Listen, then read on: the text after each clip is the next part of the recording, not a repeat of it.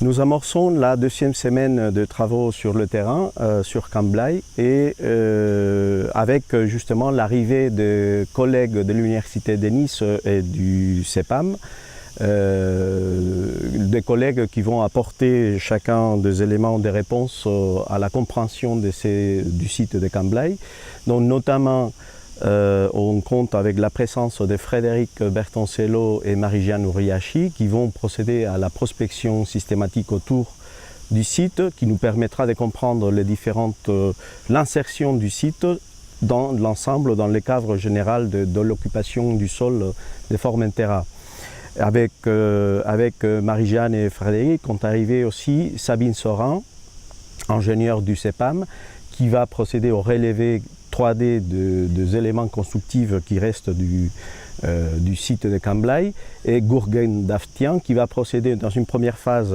au repérage topographique de différents éléments qui vont être trouvés et des éléments même de sites connus depuis un moment autour du site. Et enfin, il y aura aussi, on compte avec la présence d'un très bon ami et collègue Jean-Louis Paillet, architecte, historien et archéologue, qui a participé par exemple dans les travaux, dans l'explication du pont du Gard à Nîmes, et qui va nous apporter ses connaissances pour la compréhension de la structure qui est Camblaye, les structures architecturales, et notamment apporter des éléments de réponse si jamais il a été construit, s'il a été fini de construire et si finalement il a été usé comme on espère. Voilà. La mer rentre encore très profondément dans la vallée. Fréjus se trouve ici maintenant. Là c'est le rivage actuel. Donc on voit comme la mer s'avance à bord de Fréjus. C'est pareil, Fréjus est installé comme le site ici, sur un petit promontoire rocheux qui domine la plaine d'une quinzaine de mètres. Ici, si on superpose donc cette trame, ces réseaux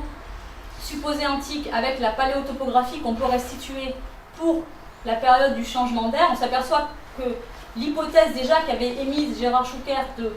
que ces parcellaires-là identifiés vraiment dans la très basse vallée n'étaient pas antiques, mais étaient postérieurs à l'Antiquité, bon, se confirme, hein, parce qu'a priori, en tout cas autour du changement d'air, on est dans la mer, donc ce sont probablement des réseaux qui ont adopté une orientation peut-être antique, mais à une période plus récente, au Moyen-Âge ou à l'époque moderne. Donc ça c'est la première chose, voilà, c'est ce que je montrais.